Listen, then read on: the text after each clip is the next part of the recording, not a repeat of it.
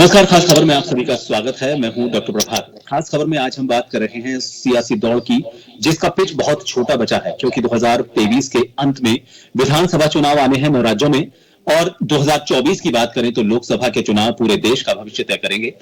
देश की कमान किसके हाथ में होगी वो तय करेंगे। इस सियासी पिच में, इस सियासी दौड़ में किस तरह के दांव पेच अभी से शुरू हो चुके हैं, किसके लिए कितनी ज्यादा चुनौतियां हैं, कौन मैदान में अपने आप को भारी समझ रहा है, और इस बार क्या नए दांव आजमाने की कोशिश की जा रही है, क्योंकि पिछली बार से कुछ अलग सियासी पिच है। बीजेपी की बात करें अगर केंद्र के स्तर पर, तो 2 बार लगातार के बाद तीसरी बार हैट्रिक बनाने की कोशिश बीजेपी की तरफ से रहेगी लोकसभा चुनावों में। वहीं कांग्रेस अपना वर्चस्व बढ़ाने को लेकर, राज्यों की संख्या बढ़ाने को लेकर अभी से कवायद में जुड़ गई है, क्योंकि इस साल 9 राज्यों में चुनाव है। बात करेंगे इसी मुद्दे को लेकर। हमारे साथ बीजेपी से राखी राठौड़ जी इस चर्चा में जुड़ी हुई हैं। कांग्रेस से गजेंद्र सांखला जी हमारे साथ इस चर्चा में जुड़े हुए हैं। राखी जी, सबसे पहले आपके पास आना चाहेंगे। अभी कार्य समिति की बैठक हुई और 1 साल का कार्यकाल फिर बढ़ा दिया गया है जेपी नड्डा का। हालांकि जो अगर उनके परिणाम को देखें, 120 उनके कार्यकाल में, अगर 120 चुनावों की बात करें तो उसमें से जो उनका परिणाम रहा 55% के आसपास, मेरे ख्याल से 76 या 78 के आसपास वो चुनाव जीते हैं। ये जो परिणाम रहा है उसके बावजूद उनका 1 साल का कार्यकाल बढ़ाया गया है। उस पर कांग्रेस का ये कहना है कि उन्हें अभी कोई और मुफीद चेहरा नजर नहीं आ रहा और वो रिस्क नहीं लेना चाह रहे, इसलिए उनका कार्यकाल बढ़ा दिया। और वैसे भी पीछे से काम उन 2 लोगों को करना है जो फ्रंट में रहकर काम नहीं करते। देखिए, कांग्रेस बाहर बैठ के क्या कयास लगाती है वो उनकी प्रॉब्लम है, अपना सँभालें। जो राष्ट्रीय अध्यक्ष का जो चुनाव हुआ, किस तरह की सिर-फुटबल हुई थी, हम लोगों ने देखा था कि किस तरह से जो राष्ट्रीय अध्यक्ष है उसका ही पर्चा लीक हो गया था, क्योंकि गहलोत साहब पहले बनना चाह रहे थे राष्ट्रीय अध्यक्ष, उनको बनाना चाह रहे थे आला-कमान, लेकिन बना नहीं पाए, पर्चा लीक हो गया और सब गड़बड़ हो गई। पर्चे लीक की सरकार है क्योंकि राजस्थान में, इसलिए मैं इसकी बात कर रही हूँ। जहाँ तक भारतीय जनता पार्टी का सवाल है, भारतीय जनता पार्टी हमेशा से एक अपने कार्यकर्ताओं के, और सबसे अच्छी बात ये कि सबसे छोटे से छोटा कार्यकर्ता जो है वो सबसे उच्चतम पद तक पहुंच सकता है, और ये हमारे पार्टी की एक खास विचारधारा है। और निश्चित तौर पे कोरोना काल के अंदर जिस तरह से उन्होंने सेवा ही संगठन जैसे एक अनूठा कार्यक्रम स्टार्ट किया, जिसमें राजनीतिक जो पार्टियां हैं उन्होंने जो समाज का काम करने का काम किया, और सेवा ही संगठन के माध्यम से, चाहे राजस्थान हो या देश के अन्य राज्यों, वहां पर हमने कोरोना काल के अंदर जिनको जरूरत थी उनके लिए काम करने का प्रयास किया। और जहां तक बात है, देखिए, 2 लोगों का, इनको लगता है ऐसे एक परिवार की जो पार्टी है वो कांग्रेस पार्टी है, और भारतीय जनता पार्टी में पार्लियामेंट्री बोर्ड है, वो पार्लियामेंट्री बोर्ड डिसाइड करता है जो भी आगे आने वाले 9 चुनावों के अंदर हम लोग निश्चित तौर पे जो सेंट्रल गवर्नमेंट द्वारा योजनाएं हैं, जिस स्पेशली कोरोना काल के अंदर, आपको याद दिलाना चाहूंगी प्रभात जी, कोरोना काल से जब स्टार्ट हुआ था तब हमेशा से कांग्रेस ने कहा कि 10 साल लगेंगे वैक्सीन लगाने में, बहुत लंबा समय लगेगा, लेकिन मैं धन्यवाद देना चाहूंगी हमारे प्रधानमंत्री जी को, और उन्हीं की इच्छा शक्ति का नतीजा था कि हमारा देश जो है वो इतनी जल्दी इस महामारी से उबर पाया।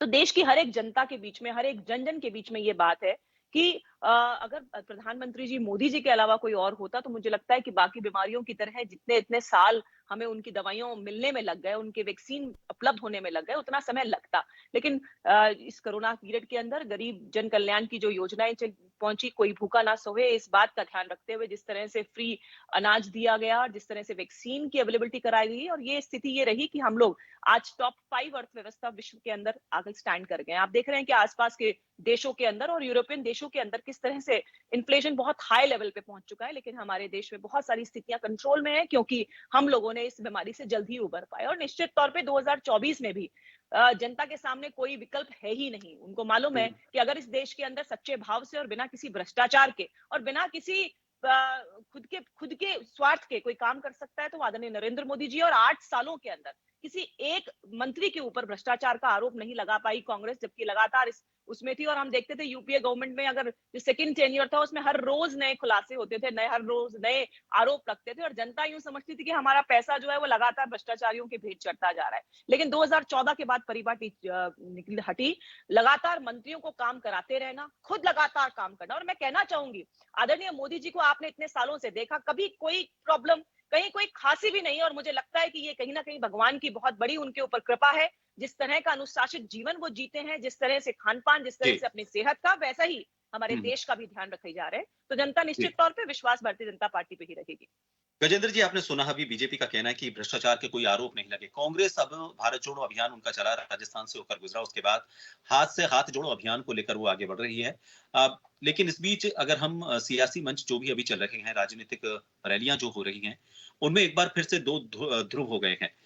पिछली बार जब यहाँ पर केसी वेणुगोपाल आए थे तो जो भी कांग्रेस में हालात चल रहे थे, उसके बीच 2 हाथ पकड़कर उन्होंने हवा में उठाए और ये कहा कि सब साथ हैं। उस वक़्त हाथ से हाथ जोड़ने का उन्होंने जो संदेश दिया था, वो आपको नहीं लगता अभी भी चुनौती बना हुआ है जिस तरह की बयानबाज़ी कांग्रेस के बड़े स्तर के नेताओं की सियासी मंच से आ रही है एक-दूसरे पर? बिल्कुल, पहले तो मैं भाजपा के प्रवक्ता ने बड़ी लंबी-चौड़ी बातें कही, उनकी बात का जवाब दे दूं। जी। राष्ट्रीय अध्यक्ष क्या सबसे पहले इन्होंने कहा कि उसका कार्यकाल बढ़ा दिया और इनके चुनाव में फुटबॉल हुई। कम से कम कांग्रेस के अंदर लोकतांत्रिक तरीके से चुनाव तो हुआ। आपके यहाँ तो चुनाव वाली बात ही नहीं, अगर मेंबरशिप ही नहीं हुई देश के अंदर, चुनाव किसके बेस पर करें? ये भाजपा के नेताओं के बयान है कि मेंबरशिप ही हमारी नहीं हुई अभी तक, तो हम कैसे चुनाव करें? जहां चुनाव की बात नहीं होती, केवल थोपा जाता है, जो उनको पसंद आ गया उसको थोप दिया। कोरोना काल की बात की, कोरोना काल के अंदर पूरे देश के अंदर अगर कहीं सबसे अव्वल और सबसे बेहतरीन काम हुआ है तो वो राजस्थान के अंदर हुआ है। और ये बात मैं नहीं, ये बात देश का प्रधानमंत्री भी कह रहे हैं और सारे नेता गाए बगाए कि भाई कोरोना काल के अंदर जो राजस्थान का मॉडल है उस मॉडल को फॉलो किया जाए और उसके आधार पर आम आवाम तक पहुंचने की कोशिश की। इन्होंने तो वैक्सीन का चार्ज भी गरीब से लेने का तय किया है। तो विपक्ष ने और विशेष तौर से कांग्रेस ने जब ये एक मिशन बनाया कि नहीं, अगर प्रधानमंत्री पैसा नहीं दे सकते तो पैसा राजस्थान की सरकार राजस्थानियों के लिए देंगे। अशोक गहलोत साहब ने घोषणा की कि तमाम वैक्सीन हम लोग लगाएंगे। तब उन्होंने मजबूर होकर के वैक्सीन को फ्री किया। और वैक्सीन अगर बनाने में 56 इंची सीने का नहीं, 56 इंची सीने की तारीफ आप चाहे करो, लेकिन वैक्सीन बनाने में देश के साइंटिस्टों का बड़ा योगदान रहा है। मैं चाहूंगा साइंटिस्टों का योगदान होना चाहिए। और दूसरी बात यह है कि अगर किसी भी व्यक्ति को शादी करके और औरत छोड़ने की परमिशन मिल जाए तो हर एक का सीना 56 इंची का हो जाएगा। साथ रख करके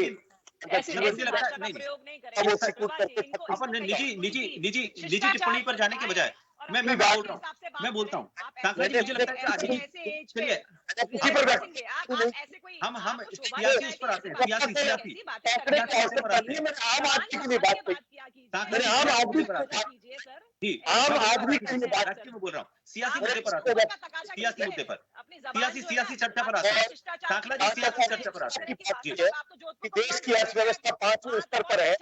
मैं बता दूं इस तरह अर्थव्यवस्था जो है मैंने राखी जी मैंने टोक दिया उनको, वो आगे बात टोका उनको जी। 8 साल पहले जब कांग्रेस ने शासन छोड़ा था तो देश के ऊपर 55 लाख करोड़ का कर्जा था। आज वो बढ़ करके 1,36,000 करोड़ का कर्जा हो गया है। इसलिए देश की अर्थव्यवस्था के बारे में तो ना कहे तो ज्यादा ठीक है। कोरोना काल के अंदर से लेकर के अब तक लगातार क्रूड ऑयल गिरता जा रहा है, जनता की नब्ज को नहीं पहचान करके और उनसे दोनों हाथों से पैसे माहौल की बात करकर चुनावी का जो सवाल था उस पर जी, उसके बाद मेरा सवाल था उस पर जी। हाँ, चुनाव पर क्या? मेरा जो चुनाव से जुड़ा सवाल था कि 2023 की जमीन है, 9 राज्यों का चुनाव है, क्या चुनौतियां कांग्रेस को नजर आती हैं?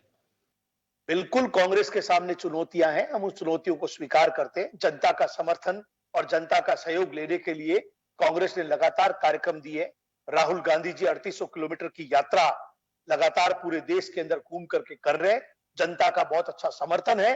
देश के अंदर जो माहौल इन्होंने धर्म के नाम पर बांटने का काम किया है, जातियों के नाम पर बांटने का काम किया है, उसको हम बांटने का काम कर रहे हैं।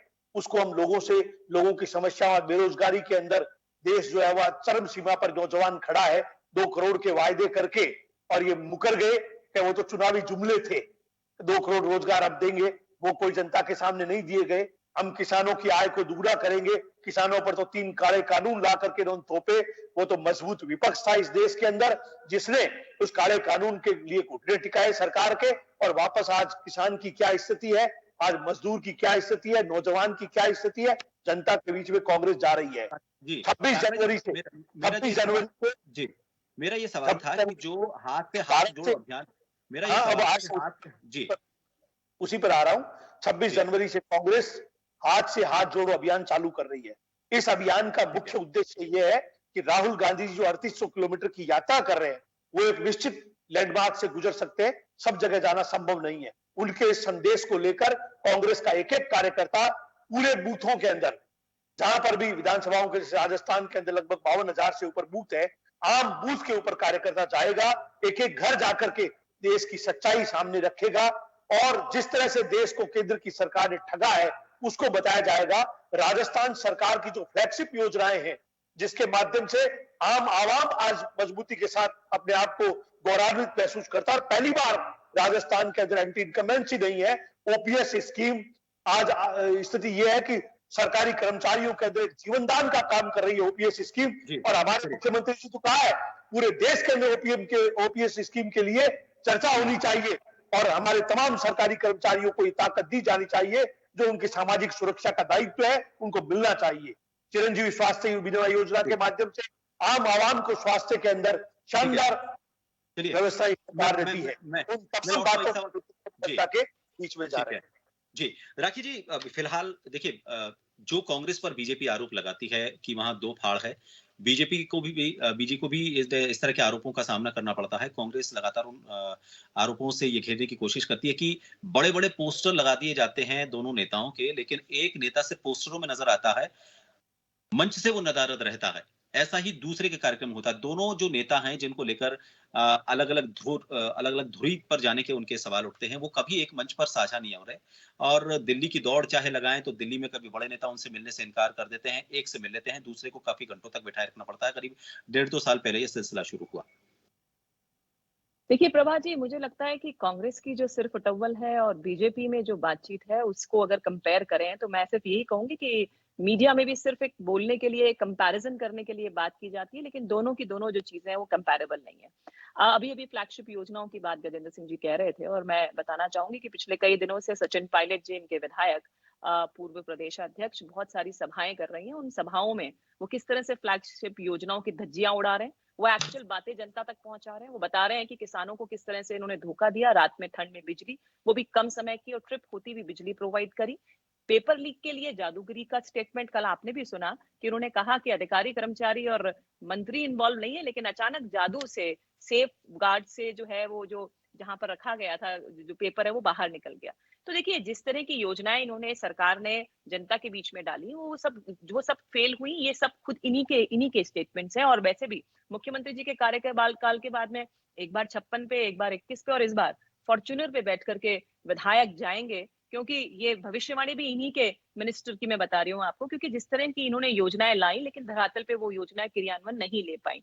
4 साल में अगर कोई सरकार, कोई पार्टी आपसी सिर्फ टबल में आपसी मतभेद कोई बिठाने में लगी रहे तो मुझे लगता नहीं है कि जनता का काम करने का उनको समय मिलेगा। और जहां तक भारतीय जनता पार्टी की बात है, देखिए प्रभा जी, क्योंकि मैं सिर्फ और सिर्फ दूसरी पार्टी की नहीं, मैं अपनी पार्टी की भी बात करना चाहूंगी और तभी मुझे लगता है डिबेट सार्थक हो सकती है। मैं ये आपसे पहले भी कहा कि ये सार्थक बात नहीं होगी कि हम दोनों चीजों को कंपेयर करें। हमारे पार्टी के अंदर अपनी अपनी बात रखना, मेरी अपनी चॉइसेस हो सकती हैं, अपनी मैं चाह सकती हूँ कि भी मैं भी, मेरी महत्वाकांक्षा भी हो सकती है, लेकिन ये इंपॉर्टेंट है कि एक पार्टी, एक ऑर्गेनाइजेशन के अंदर डिसिप्लिन हो। जब सेंट्रल नेतृत्व तो कोई बात कहता है तो सब मिलजुल करके एक मुश्त होकर के काम करते हैं, हो सकते हैं। और मुझे लगता है किसी भी ऑर्गेनाइजेशन के अंदर 10 लोग अगर बैठे तो अपने अपने मत हो सकते हैं, उसमें कोई प्रॉब्लम नहीं है। लेकिन जहां पे ऑर्गेनाइजेशन की प्रोग्रेस का सवाल हो, वहां 10 के 10 लोग एकमुश्त होकर के जब तक काम नहीं करेंगे, मुझे लगता है उस ऑर्गेनाइजेशन के लिए सबसे मुश्किल काम वो होगा। और कांग्रेस में ऐसा हो रहा है।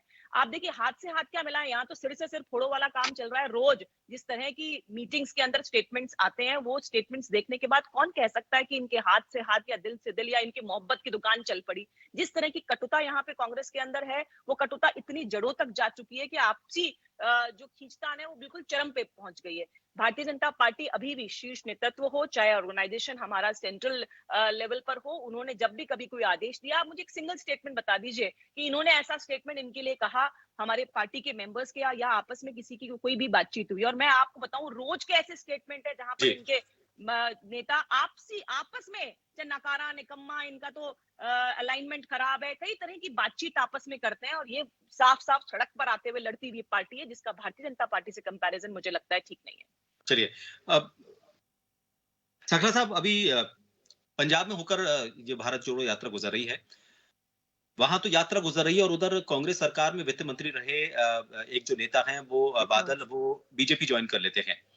चलिए, उस राजस्थान की तरफ हम थोड़ा सा आते हैं। राजस्थान में ये हो रहा है कि कल हनुमान बेनीवाल ने निमंत्रण दे दिए दो नेताओं को एक बीजेपी को भी दिया और एक कांग्रेस को भी दिया और उनके एक नेता को निमंत्रण कहा कि उनको हमारी पार्टी में शामिल हो जाना चाहिए। हिमाचल एक आपके लिए सुकून भरी बात हो सकती है जहां पर कांग्रेस को वहां पर अपना अच्छा रिजल्ट रहा, अच्छा परिणाम रहा। लेकिन उसके अलावा जितने भी अभी पिछले परिणाम रहे हैं, इन सब के बीच आपको क्या लगता है? निमंत्रण दिए जा रहे हैं, यात्राएं निकल रही हैं, उसके बीच भी यात्रा के बीच में वहीं से उसी इलाके से बड़े-बड़े नेता पार्टी छोड़कर जा रहे हैं। देखिए सर, पार्टी छोड़ने का उनका क्या कारण रहा इसके बारे में तो मुझे जानकारी नहीं है। मैं बताता हूँ, लेकिन जो मैं आपको बता देता हूँ, उनका ये कहना था कि मैं आपको थोड़ा अपडेट कर देता हूँ। उन्होंने ये कहा कि मैंने अपनी पार्टी का विलय किसी मकसद के साथ किया था कि राष्ट्रीय नेतृत्व की पार्टी है, लेकिन वो मेरी विचारधारा पर खरे नहीं उतर पाए। उन्होंने ये कारण दिया। जी, आप अपनी बात बोलिए। वो तो जब छोड़ेगा तब कोई न कोई कारण देते ही है। जी, और जहां तक कांग्रेस का सवाल है, कांग्रेस के अंदर एक लोकतंत्र है और लोकतंत्र के अंदर अगर कांग्रेस की सरकार कोई काम कर रही है और उस काम से हम सहमत नहीं है या उस काम में कोई चेंज होना चाहिए तो हम बेबाकी से बोल सकते हैं। दूसरी तरफ भारतीय जनता पार्टी वहां अगर बोले तो तुरंत गला काट दिया जाता है। वहां ये बड़ा अंतर है। वहां किसी की हिम्मत नहीं है कि हम दो और हमारे दो के सामने बोलने की किसी की हिम्मत नहीं है। हालात आप देखिए, हम तो रिजल्ट पर जाइए, हमेशा कहते हैं ना हम रिजल्ट पर जाते हैं। रिजल्ट कहाँ है? 4 साल के अंदर 10 उपचुनाव हुए हैं और 10 उपचुनाव के अंदर 8 कांग्रेस ने जीते हैं। ये है रिजल्ट। और क्यों है रिजल्ट ये? इसके इनको ये पूछा जाए कि क्या आपके सारे नेताओं ने चुनाव प्रचार में भाषण दिए, भाग दिया? नहीं लिया। ये बात स्पष्ट है। सारे मीडिया के अंदर, सारे अखबार के अंदर सारे प्रूफ है कि वो लोग चुनाव के अंदर एक साथ नहीं बैठ रहे हैं। अखबारों के अंदर, पोस्टरों के अंदर फोटोएं गायब होती है, फिर जब दबाव पड़ता है तो वापस फोटो छापी जाती है। ये किसी से छिपा हुआ नहीं है। कोई अगर किसी को कुछ समझाने की कोशिश करे, आज आम व्यक्ति, चाहे कांग्रेस गलतियां करे, चाहे भाजपा करे, कोई करे, आम व्यक्ति आज सोशल मीडिया के माध्यम से और टेक्नोलॉजी के माध्यम से जुड़ा हुआ है, उसके पास तुरंत सूचना पहुंचती है। रही बात कांग्रेस की, कांग्रेस जिम्मेदारी के साथ में जनता के बीच में है। हमने ईमानदारी से काम किया है, मेहनत करके काम किया है और उस काम का रिजल्ट हमें पूरा विश्वास है। हम अतिशोक्ति में नहीं कहते कि हमको जीत करके कोई 200 में से 200 सीटें ले आएंगे और हम सरकार पूरी बना रहे हैं, ऐसा हम नहीं कह सकते। ना हमने इसे कहने का हक है, क्योंकि जनता जनार्दन महान है, वो वोट देगी तभी जीता जाएगा। लेकिन ये लगता है कि इस 4 साल के पीरियड के अंदर अशोक गहलोत साहब ने, राजस्थान की कांग्रेस की सरकार ने जनता के लिए जो स्कीम्स दी है, उसको लेकर के जनता के अंदर एंटी इनकम्बेंसी नहीं है। पहली बार ऐसा हुआ है कि सरकारी कर्मचारी एकजुट होकर के चाहते हैं कि सरकार दोबारा आए जिससे हमारी ओपीएस कायम रहे। मैं तो इस चैनल के माध्यम से, आपके जन टीवी के माध्यम से भी कहना चाहूंगा कि अगर ऐसी कोई गलतियां कहीं रही तो ये सरकारें, अगर सरकार परिवर्तन की स्थिति में आती है, वापस विड्रॉ करेंगे हर हाल के अंदर। ये तो केंद्र से बार बार बयान दिए जाते हैं कि ओपीएस की स्कीम जो लागू की गई है देश के लिए घातक है।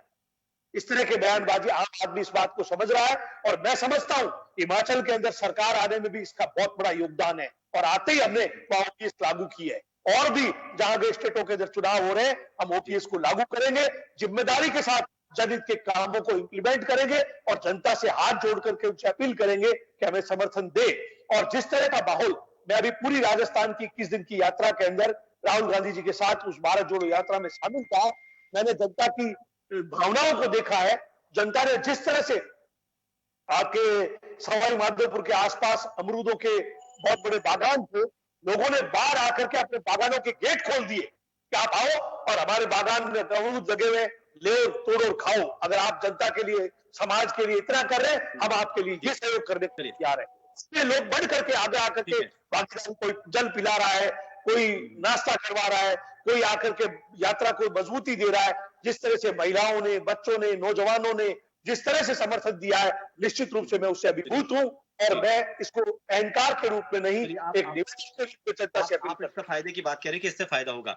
राखी जी देखिए, प्रो इनकम्बेंसी की एंटी इनकम्बेंसी की बात तो कांग्रेस कर रही है, लेकिन आपके एक नेता का बयान है प्रो इनकम्बेंसी है और उसका फायदा मिलेगा राज्यों में, जिन राज्यों में अभी बीजेपी की सरकार है। लेकिन इस बीच कार्य समिति की जो बैठक हुई थी, वहां पर मोदी ने एक बात कही। उन्होंने ये कहा कि अब बीजेपी के नेताओं को या कार्यकर्ताओं को ये भूल जाना चाहिए कि मोदी जाएंगे और चुनाव जीत जाएंगे। इस बयान को आप किस तरीके से देखते हैं? क्योंकि इसको बिल्कुल नेगेटिव तरीके से कांग्रेस ले रही है। उनका कहना है कि मोदी को अब ये लग रहा है कि अब उनका चेहरे में वो चमक नहीं रही और इसी वजह से कार्यकर्ताओं से कह रहे हैं कि अब आप जुट जाओ, आप ही जिता सकते हो। हाँ, मुझे लगता है किसी भी ऑर्गेनाइजेशन का लीडर अगर ये कहता है कि आपको अपने लेवल पर आकर के बढ़ना है, काम करना है, तो इससे ज्यादा प्रोत्साहित करने की कोई बात नहीं हो सकती। एक परिवार की चापलूसी करने वाली अगर पार्टी कोई ऐसी बात कहती है, तो मुझे लगता है उन्होंने सीखा ही यही है।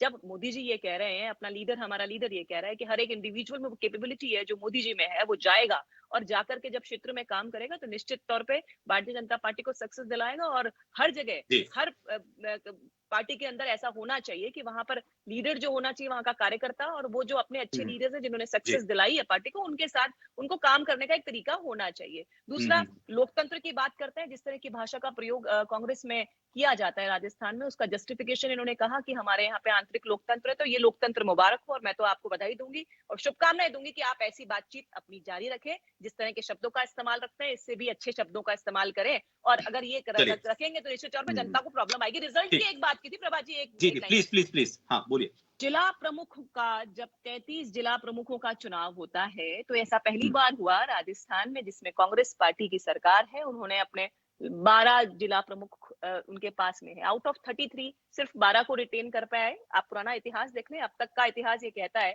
कि जो पार्टी रूलिंग पार्टी होती है उन्हीं के ज्यादातर जिला प्रमुख होते हैं। और 21 जिला प्रमुख जब बीजेपी के राजस्थान के अंदर है, तो ये भी हम्म, एक मैंडेट है, ये भी एक जनता का रुख है, ये भी एक रिकॉर्ड जो सिर्फ चलिए इन्होंने जी ही तोड़ा है। ठीक है। और जहां तक यात्रा का बात है ना सर, राजस्थान तो वैसे भी सबके स्वागत का काम करता है। हमारे घर भी अगर कभी राहुल गांधी पधारेंगे तो उनको हम लोग चाय कॉफी तो चलिए पिलाएंगे, अच्छी पर बात वोट है। नहीं देंगे सर, या वोट नहीं देंगे। नहीं, ये तो ये हमारा ठीक है। देखिए वो संस्कार आपकी है हमारे आइडियोलॉजी ये, है। आइडियोलॉजी हमारी संस्कार आइडियोलॉजी है और हमारी कि परंपराएं कोई दोनों घर अलग आएगा अलग तो है, बिल्कुल चाय सही कॉफी है। पिलाएंगे साहब उनको। प्रोफेशनल लाइफ और अपनी जो हाँ, क्या है पर्सनल लाइफ है लेकिन उसको वोट बिल्कुल नहीं अलग है और देंगे, ये अच्छी तो बात है। इसलिए ये चलिए मत समझिए कि जी चाय पिला दी तो वोट नहीं मिलेगा, नहीं नहीं है नहीं नहीं नितिन सिंह जी चलिए ऐसी ठीक है। बहुत स्थिति। समय समय कम है लेकिन ये बात सही है कि अभी 9 राज्यों के जो विधानसभा चुनावों के जो परिणाम आएंगे उसमें फिसलन नजर आती है या फिर उसका ट्रैक और मजबूत नजर आता है क्योंकि 2024 की जो दौड़ है वो 2023 के परिणामों से काफी कुछ स्पष्ट हो जाएगी। देखना होगा कि अभी किसका दांव कितना काम करता है। जेपी नड्डा को वापस जो चार्ज मिला है क्या उसका फायदा वो उठा पाते हैं। राहुल गांधी की जो भारत जोड़ो यात्रा निकली है पूरे भारत को एक साथ जोड़ने की, क्या पूरे भारत में अलग अलग राज्यों में जहां से होकर गुजरी है उसका परिणाम वहां के विधानसभा चुनावों में उनको देखने को मिलेगा ही नहीं। देखने की बात होगी। बहुत बहुत शुक्रिया आप सभी का हमसे जुड़ने के लिए। खास खबर में इतना ही, दीजिए इजाजत। नमस्कार।